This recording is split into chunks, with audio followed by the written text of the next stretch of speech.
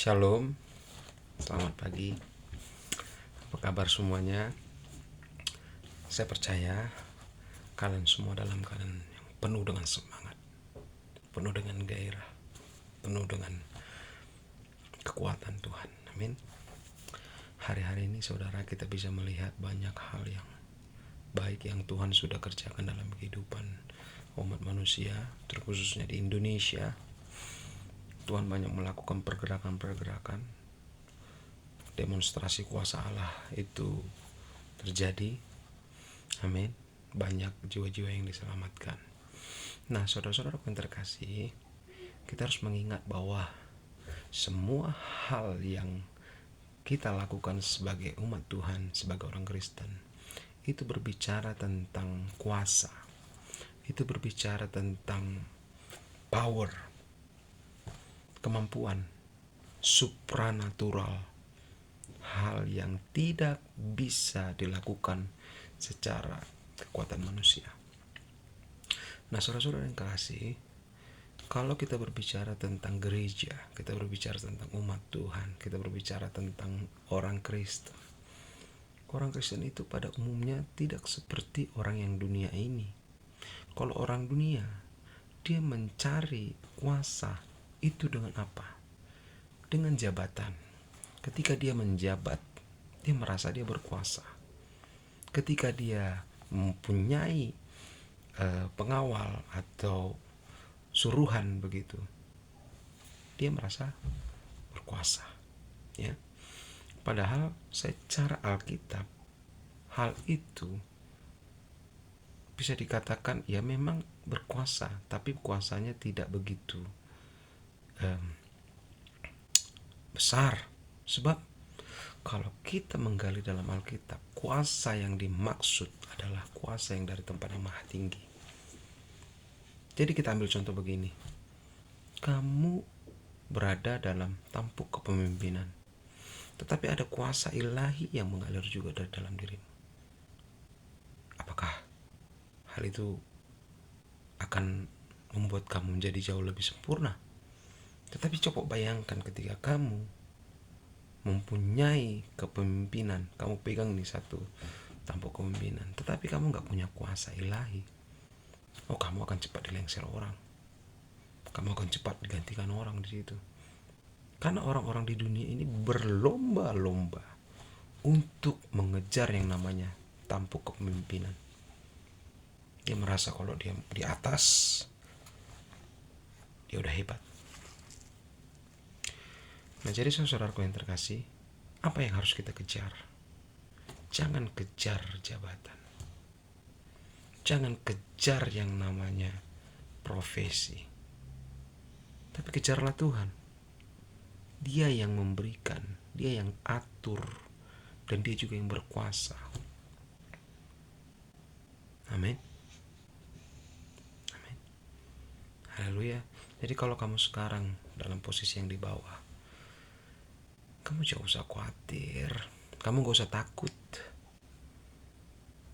Kalau kamu mencari Tuhan, kamu akan diberikan kemampuan itu.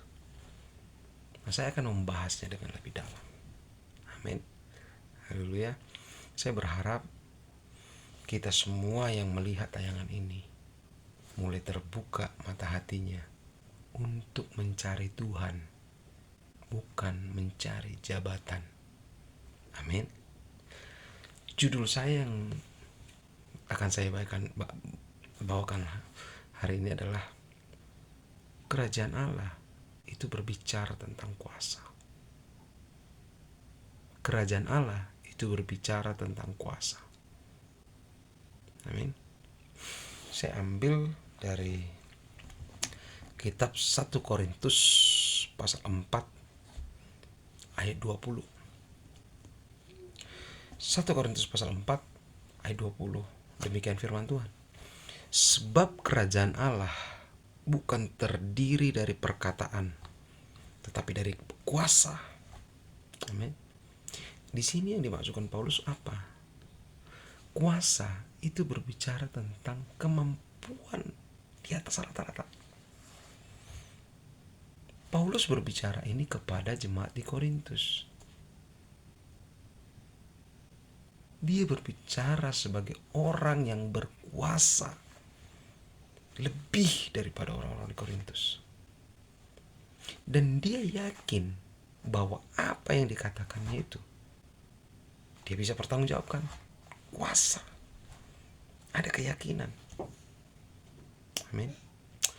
Nah, jadi saudara-saudaraku yang terkasih, ayat ini merupakan penjelasan daripada kelebihan Paulus dibanding daripada jemaat yang di Korintus. Tahu nggak saudara, jemaat di Korintus seperti apa? Jemaat di Korintus itu mempunyai karunia Roh Kudus yang berlimpah-limpah.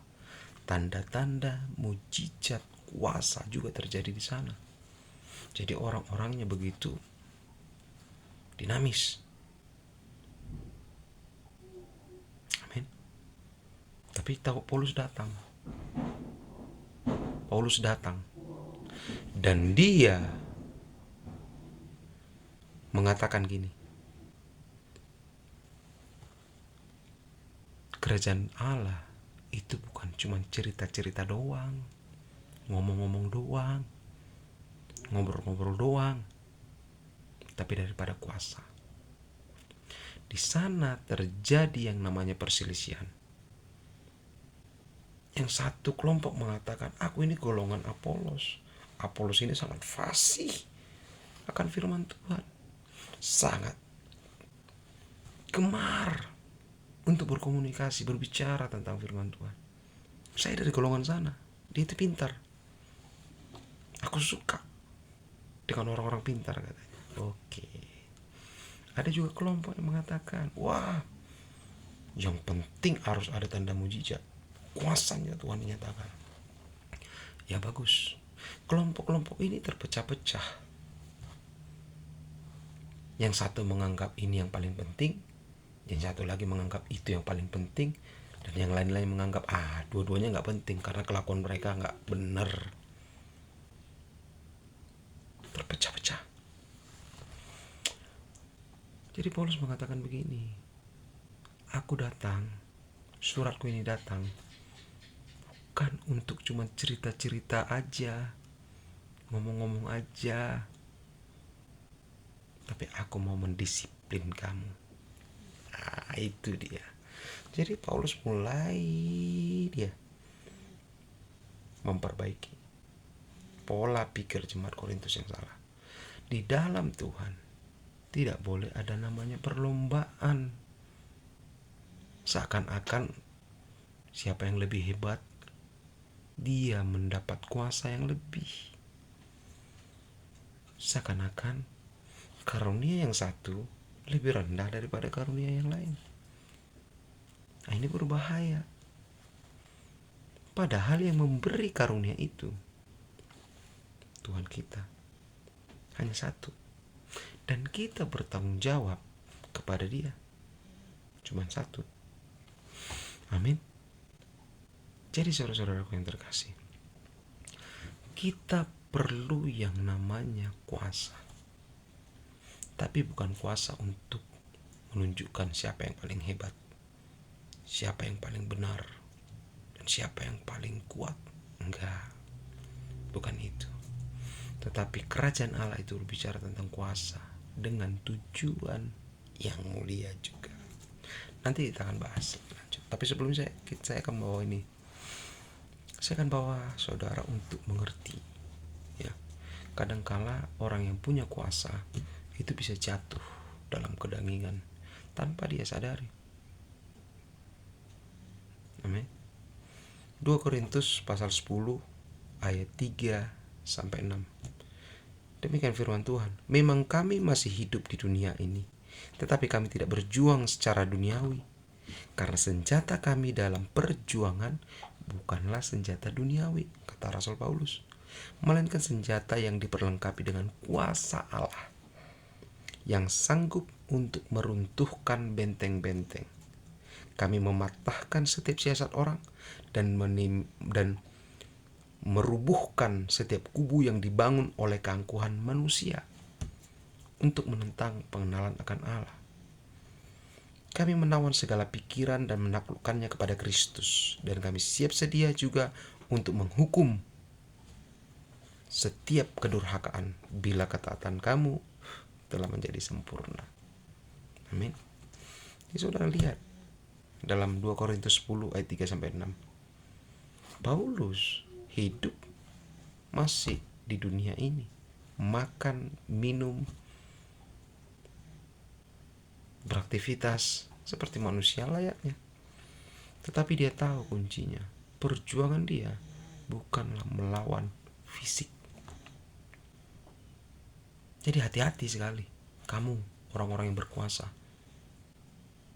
Kamu tidak menjadikan manusia yang lain sebagai musuh. Tetapi ada satu manifestasi lain yang membuat kamu menjadi berselisih, bertengkar, diadu domba kamu itu. Amin.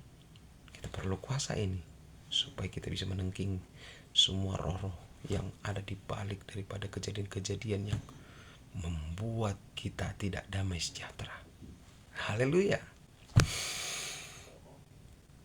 Saudara-saudaraku yang terkasih, 2 Korintus pasal 10 ayat 8 sampai 11. Demikian firman Tuhan katakan begini. Bahkan jikalau aku agak berlebih-lebihan bermegah atas kuasa yang dikaruniakan Tuhan kepada kami untuk membangun. Ingat, untuk membangun. Dan bukan untuk meruntuhkan kamu. Maka dalam hal itu aku tidak akan mendapat malu. Tetapi aku tidak mau kelihatan seolah-olah aku menakut-nakuti kamu dengan surat-suratku. Sebab kata orang, surat-suratnya memang tegas dan keras, tetapi bila berhadapan muka, sikapnya lemah, dan perkataan-perkataannya tidak berarti.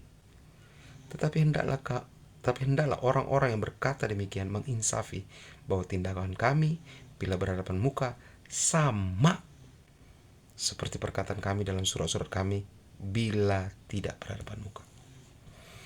Nah, saudara-saudara yang terkasih, Paulus mengatakan begini, kuasa yang dimiliki dia itu, dia tahu bukan untuk meruntuhkan orang, tapi membangun. Berapa banyak orang di dunia ini, saudara, ketika dia punya kuasa dan dia tergesek, dia marah. Apa yang dia lakukannya? Dia akan bunuh orang itu, dia akan lenyapkan orang itu, dia akan singkirkan orang itu, jangan sampai ada di hadapannya. Tetapi Paulus tidak begitu. Dia punya kuasa yang besar dan dia yakin itu. Tetapi dia bilang, kuasa dia untuk membangun. Paulus ingin sebanyak-banyak orang mulai sadar dan insaf kepada Tuhan melalui kuasa yang dia miliki. Amin. Jadi kuasa yang dimiliki Paulus sangat besar, tetapi dia tidak mempergunakannya dengan sembarangan. Ada tujuannya. Tujuannya apa? Untuk menginsafkan orang. Bertobat. Itu gunanya. Bukan kamu seperti orang yang di luar sana.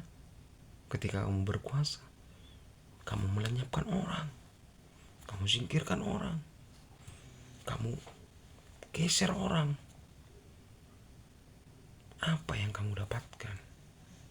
Yang kamu dapatkan hanya apa? Penghargaan duniawi juga. Mungkin kamu dapatkan kekayaan, tetapi kamu tidak akan mendapatkan surga. Amin. Surga didapat hanya ketika engkau bertindak secara rohani atau ilahi juga. Kuasa yang kamu miliki adalah kuasa yang berasal daripada Tuhan juga, bukan berasal daripada dunia. Ingat, kuasa daripada si jahat apa? Dia mencuri, dia membunuh, dan dia membinasakan. Dicurinya kerohanianmu, dibunuhnya karaktermu, jiwamu dibunuhnya. Kemudian engkau akan binasa. Sebab apa? Rohmu sudah blur, jiwamu bingung, gak ada arahnya. Kemudian kamu akan binasa di neraka. Ya, itu mengerikan sekali. Mencuri, membunuh, membinasakan. Ketika engkau tidak lagi berdoa kepada Tuhan oleh karena kehebatanmu, kuasamu yang kau miliki sekarang, maka jangan menyesal. Kamu sudah dicuri keintimanmu dengan Tuhan, saat teduhmu dengan Tuhan, doa-doamu dengan Tuhan, membaca firman-Mu setiap hari dicuri. Kemampuan rohanimu hilang. Kamu nggak fokus lagi tentang hal yang rohani. Kamu fokus kepada hal-hal yang jasmani. Kemudian rohmu dibunuh juga. Dengan apa? Tekanan-tekanan hidup. Sehingga blur. Setiap hari kamu berjuang, berkompetisi untuk memenangkan penghargaan dunia. Aku harus begini, aku harus meningkat, aku harus berubah, aku harus... Ya, itu bagus. Tetapi rohanimu itu loh udah dicuri. Kamu gak dekat sama Tuhan. Semua yang kamu kerjakan tidak berlandaskan akan Tuhan lagi. Hanya berlandaskan kepada apa? Roh dunia ini. Oh, aku kurang ganteng. Kamu mulai merias dirimu, pakai ini, pakai itu, pakai ini, pakai itu, dan kamu dapatkan yang ganteng. Tetapi rohmu mulai mati. Untuk apa kamu ganteng? Tapi kalau kamu tidak cinta Tuhan, untuk apa kamu cantik? Kalau kamu tidak cinta Tuhan, amin. Apakah orang ganteng itu jiwanya sehat? Belum tentu. Orang yang rohnya sehat, udah pasti jiwanya sehat. Amin. Jangan sampai kita ini ditipu oleh iblis. Jangan sampai arah tujuan kita jangan sampai hilang. Amin. Kamu berkuasa. Kamu punya tujuan. Dan kuasa yang harusnya kamu miliki itu adalah kuasa daripada yang di atas. Amin. Firman Tuhan mengatakan demikian. 2 Korintus 13 ayat 5-6. Ujilah dirimu. Apakah kamu tetap tegak di dalam iman? Selidikilah dirimu. Apakah kamu tidak yakin akan dirimu bahwa Kristus Yesus ada di dalam diri kamu? Sebab jika tidak demikian, maka kamu tidak tahan uji.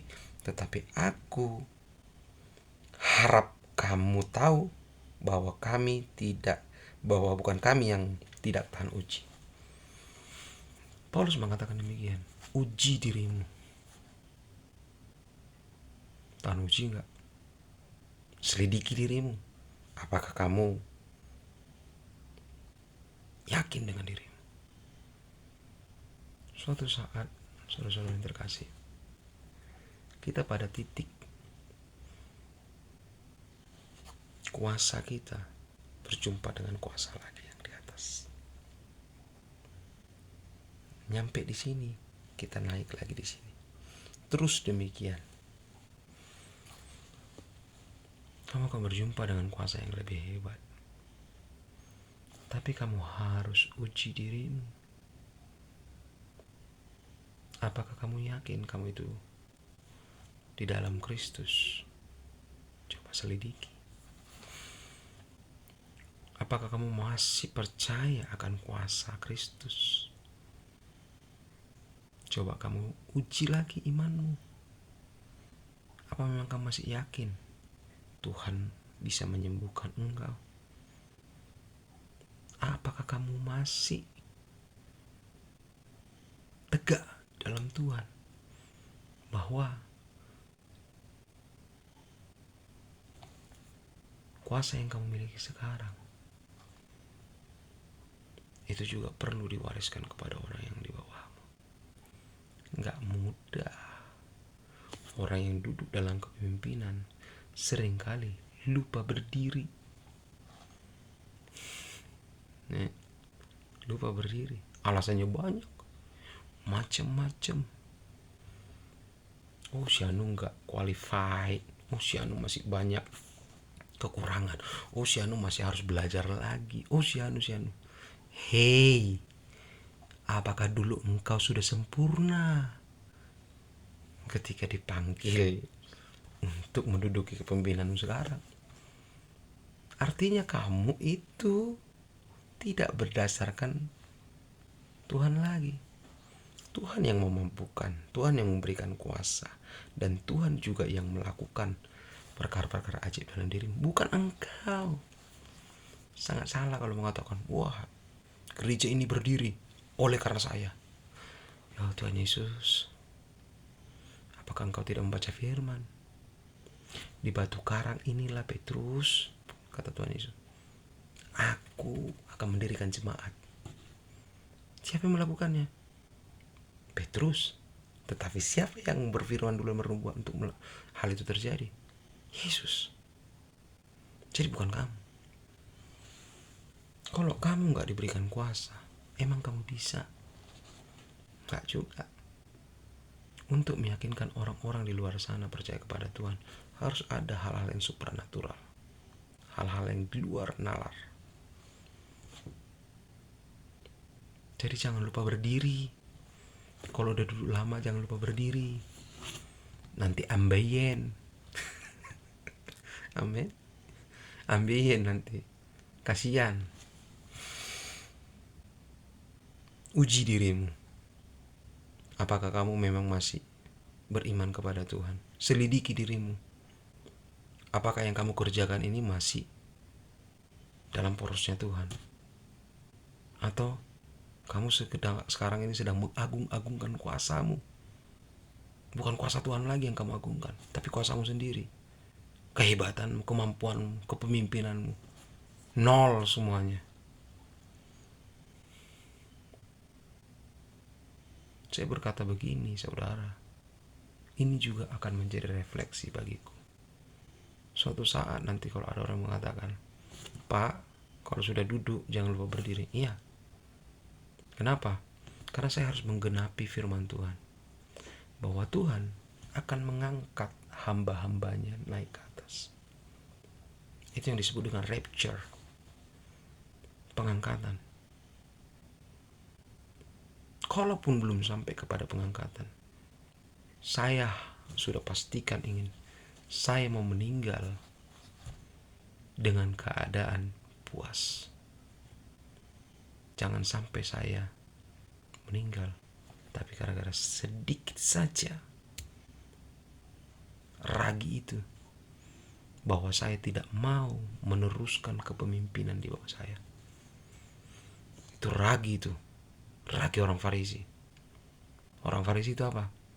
Dia merasa lebih hebat dibandingkan orang-orang lain. Kalangan orang-orang Farisi derajatnya lebih tinggi daripada orang-orang biasa. Salah, sebenarnya salah. Tuhan Yesus sudah merobek tabir bait Allah itu. Semua orang boleh masuk ke ruang Maha Kudus. Semua orang. Orang yang berdosa boleh nggak? Boleh, karena udah terbuka. Jadi apa kekhawatiranmu sendiri? Kamu khawatir orang berdosa menduduki itu? Hei, gak ada kamu pun pelayanan itu tetap berjalan. Kamu sudah buktikan itu kok. Gak ada kamu, pelayanan itu berjalan. Apakah dengan ada kamu pelayanan itu menjadi sempurna? Enggak. Karena ada Yesus lah, makanya pelayanan itu sempurna. Amin. Jadi saudara-saudaraku yang terkasih, kerajaan Allah bukan bicara-bicara aja, bukan ngomong tok, tapi ada kuasa. Perhatikan hidupmu. Berapa kali Tuhan tegur engkau, tapi engkau nolak. Perhatikan hidupmu. Amin. Nah, saudara-saudara yang terkasih, perjuangan kita ini bukanlah melawan darah dan daging, bukan fisik, bukan tetanggamu yang kau lawan, bukan istrimu, bukan suamimu yang di rumah yang kau lawan, bukan anak-anakmu yang kamu lawan, tetapi roh jahat yang ada di sana. Efesus pasal 6 ayat 12 dikatakan, perjuangan kita bukanlah melawan darah dan daging, tetapi melawan pemerintah-pemerintah, melawan penghulu-penghulu dunia yang gelap ini, dan melawan roh-roh jahat di udara. Ini, saudara ingat ketika Adam dan Hawa di Taman Eden. Saya yakin Sebelum Hawa diciptakan dari tulang rusuknya si Adam, iblis sudah melihat, wah enak betul ini manusia di Taman Eden, menikmati semua kebaikan Allah. Kerjanya apa? Cuma nyapu-nyapu, gunting-gunting rumput, kasih nama-nama hewan, makan enak tiap hari. Sementara iblis, dia melayang-layang di mana-mana, nggak punya tempat, merasa kurang terus. Adam, dia merasa penuh. Tapi Tuhan lihat bahwa Adam ini kasihan nih sendirian, dikasih Hawa, plek, ada Hawa. Ternyata iblis melihat itu sebagai kelemahan. Hawa mungkin saja dia tidak mendengar perintah Tuhan yang pertama kali. Jangan makan buah yang ada di tengah-tengah taman ini, yaitu buah pengetahuan yang baik dan jahat. Dan Adam mungkin juga bersalah di sana, membiarkan Hawa untuk makan itu. Dia nggak larang, tetapi ada bagian yang terlemah. Nah, karena kita membaca itu di Alkitab, jadi kita bisa melihat dari atas gambaran besarnya. Tapi ketika kita dalam situasi itu, kita nggak tahu, oh ini orang, perempuan ini nih, kata si Adam, perempuan yang kau tempatkan ini, dia yang berbuat jahat itu, berdosa itu. Adam menyalahkan fisik itu. Dan seringkali kan pertengkaran rumah tangga begitu, pertengkaran hal yang kecil, padahal ada roh di baliknya. Nah, kita usir roh itu juga dalam nama Yesus. Amin. Perjuangan kita bukan melawan orang, perjuangan kita melawan pengenalan akan Tuhan. Orang yang gak mau tunduk kepada Tuhan, itu kita lawan. Amin. Haleluya.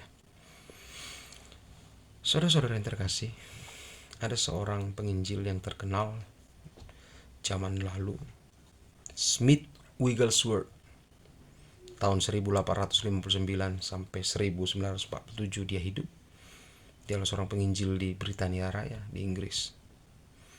Sebenarnya profesinya dulu sebagai tukang ledeng, tukang baguskan pam air. Tapi kehidupan yang dijalaninya sangat berbeda dari orang-orang kebanyakan di zamannya. Ia mempunyai pendirian yang sangat kuat akan Tuhan. Salah satunya adalah dia setiap hari, setiap pagi membaca Alkitab 25 pasal tiap hari, rutin. Sebelum keluar rumah dia akan baca itu dulu, Alkitab. Dan di rumahnya diceritakan tidak ada buku yang lain, koran pun gak ada selain Alkitab di rumahnya. Pendirinya sangat kuat. Maka di dalam hidupnya kita melihat banyak demonstrasi kuasa. Terjadi tanda-tanda ajaib. Suatu kali ya sedang tidur katanya, dia diganggu roh jahat, goyang-goyangkan tempat tidurnya, terus dia hidupkan lampu. Kamu, pergilah, jangan ganggu aku mau tidur, katanya. Kembalikan tempat tidur ini lagi, balik lagi tempat tidurnya, dan dia tidurnya nyenyak sampai pagi. Saudara yang terkasih, itu kuasa. Kuasa itu nggak mesti harus bentak-bentak, nggak juga. Kadang memang perlu kita dengan gaya emosional yang membludak, ya boleh saja. Tetapi kuasa itu berbicara tentang manifestasi yang terjadi, supernatural kah atau bukan. Nah, ketika Smith Wigglesworth dalam acara KKR-nya, seorang wanita yang sedang hamil naik ke atas, ingin didoakan supaya disembuhkan. Wanita ini mungkin beranggapan cara berdoanya mungkin ya ditempelkan tangan kepalanya supaya penyakitnya sembuh, atau berbahasa roh panjang lebar supaya sembuh. Tapi apa yang dilakukan Smith Wigglesworth? Dia tinju itu perut hamilnya perempuan itu. Alamak jauh. Ngeri juga. Jangan dilakukan kalau Tuhan gak suruh ya. Tapi dari cerita ini saudara, orang-orang yang di sekitar perempuan itu yang melihat kejadian itu ketika ditinju dan perempuan itu tumbang, pluk, tumbang di panggung. Orang-orang mengira, aduh perempuan ini pasti kritis ini. Anak di dalam kandungnya pasti mati. Itu jangan-jangan dua-duanya meninggal juga. Ngeri. Dan orang sudah ketakutan, aduh bahaya ini orang. Bisa-bisa kenyangkut kasus kejahatan ini, masuk penjara. Tetapi beberapa menit kemudian perempuan itu bangkit dan dia merasakan tubuhnya, sakit kankerku sudah hilang. Hilang. Kankernya hilang. Dan dia bersorak-sorak bersuka cita. Lalu ditanya, Smith, kenapa kamu pukul perutnya? Saya melihat itu ada tumor di situ, di perutnya. Jadi aku mau bersihkan itu. Aku gemas. Aku serang tumornya, katanya. Alah macam. Jadi saudara, kalau engkau juga punya kuasa, engkau akan melakukan hal-hal yang luar biasa, berbeda daripada orang-orang di zamanmu. Amin. Haleluya. Ingat jemaat Korintus, dia mempunyai karunia-karunia yang berbeda-beda, punya kuasa. Hendaklah kamu juga mempunyai kuasa. Di gereja kamu punya kuasa untuk melakukan tanda-tanda ajaib. Nah, jadi saudara-saudaraku terkasih, ini mengingatkan kita, sebenarnya siapakah yang lebih hebat? Pendetakah? Dewan pimpinan jemaatkah? Koordinatorkah? Pemimpin sel grupkah?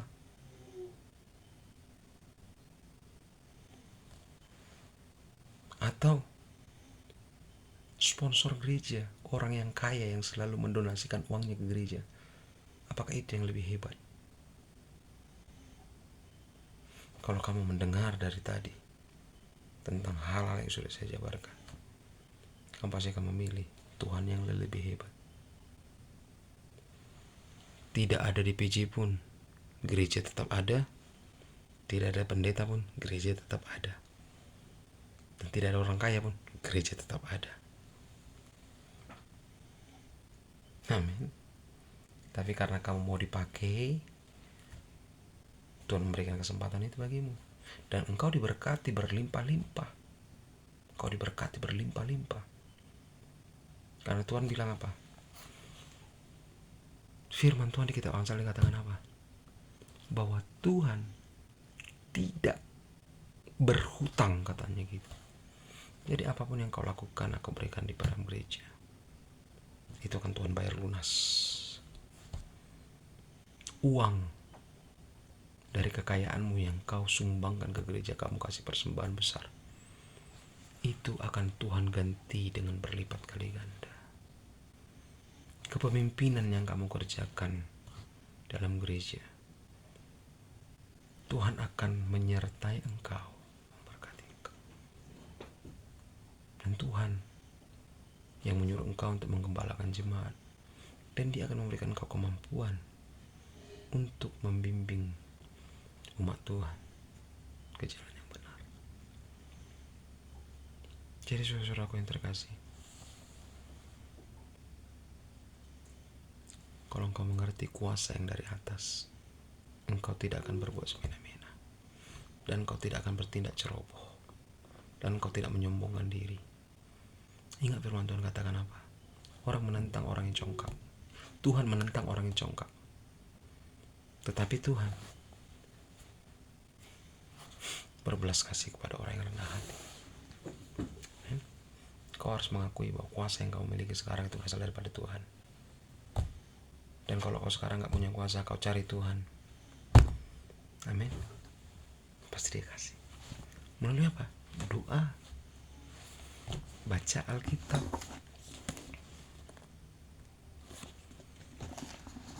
Renungkan firman Tuhan siang dan malam. Maka itu akan terjadi bagimu. Amin. Kisah para Rasul pasal 1 ayat 8. Ini janji Tuhan bagimu.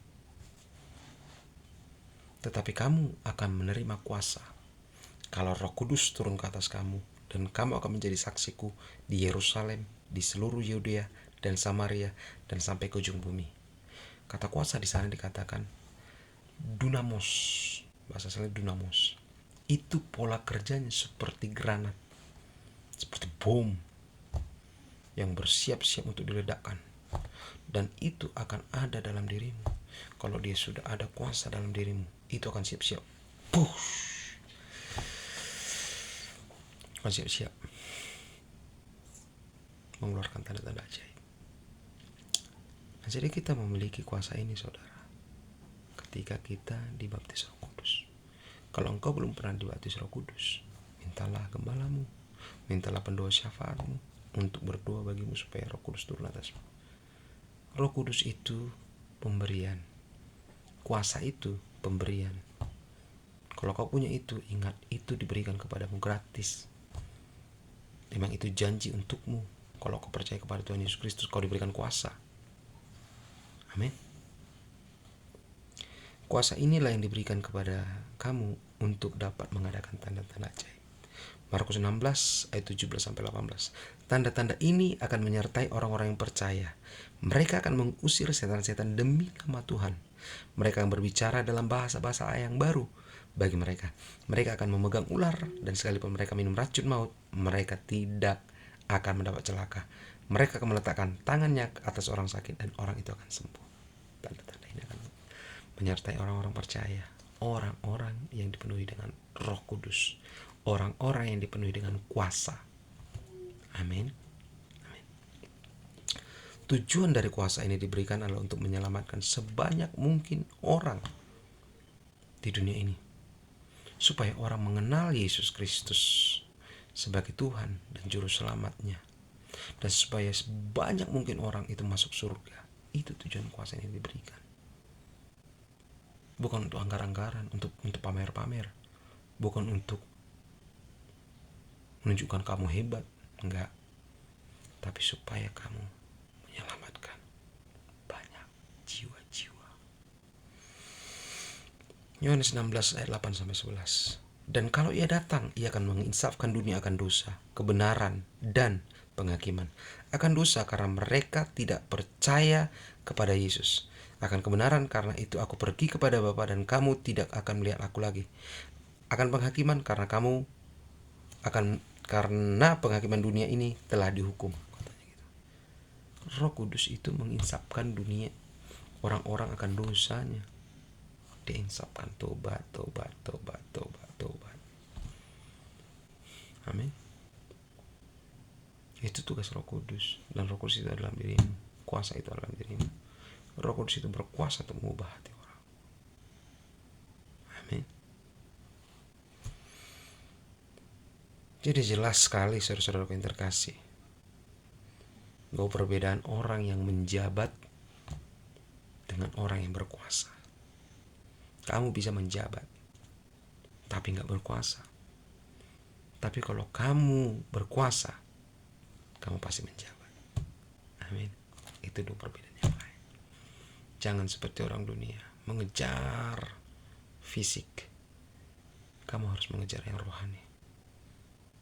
Carilah dahulu kerajaan Allah dan kebenarannya, maka semuanya itu akan ditambahkan kepadamu. Apa sih yang dicari bangsa-bangsa ini? Ketenaran, jabatan, kekuasaan, kekayaan. Itu yang dicari dunia. Itu fisik. Tapi Tuhan mau apa?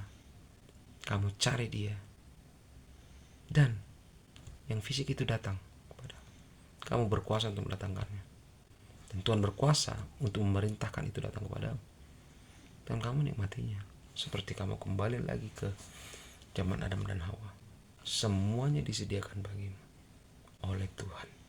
Kau berkuasa atas hewan-hewan, kau berkuasa atas tumbuh-tumbuhan yang ada di sana, dan kau berkuasa atas apa yang terjadi di sekitarmu. Tuhan mulai memulihkan itu. Amin. Untuk itu, saudara-saudara yang terkasih, mari berdoalah, carilah bentuklah, maka kamu akan mendapat kekayaan daripada Yesus. Itu adalah hal yang rohani. Dan Yesus hidup di dunia ini sama seperti kamu juga, merasakan lapar, haus, capek, letih, marah, tetapi dia hidup dengan kuasa. Apakah dia menjadi pemimpin orang Farisi? Enggak. Apakah dia menjadi pemimpin orang Saduki? Enggak. Atau apakah dia menjadi Perdana Menteri Israel? Enggak. Tapi dia berkuasa. Amin. Dia berkuasa untuk memberikan apa yang diperlukan dalam perjalanan hidupnya. Amin. Ketika ia berjalan dengan Simon mau masuk satu wilayah, Yesus berkata, apakah kita harus bayar pajak untuk masuk kota ini? Kata, ya, kita harus bayar pajak. Dan ketika kita masuk pun ke Bait Allah, kita harus membayar juga iuran. Oke Simon, kalau begitu pergilah ke kolam, pancinglah ikan, dan di mulut ikan itu akan mengeluarkan uang. Tuhan Yesus, saya pikir begini, siapa sih yang melemparkan uang di situ? Dan kok bisa ikan itu makan uang logam? Hal yang tidak masuk akal. Tetapi karena sudah Tuhan yang berperintah, maka terjadilah. Amin. Jangan khawatir dengan apa yang kau pakai, apa yang kau makan, apa yang kau cari. Tuhan sediakan itu bagi orang-orang yang mengasihi Tuhan. Haleluya. Tuhan memberkatimu. Shalom. Ingat, kalau engkau orang Kristen, kau mencari kekuatan Tuhan dulu, kuasa itu dulu, supaya ketika engkau melakukan aktivitasmu di dunia ini, kau powerful, engkau gak tergoyahkan, engkau gak tergeserkan, dan kamu akan menjadi saksi Tuhan, dan kamu akan menyatakan Yesus dalam segala tingkah laku. Haleluya. Tuhan Yesus memberkati. Amin. Shalom.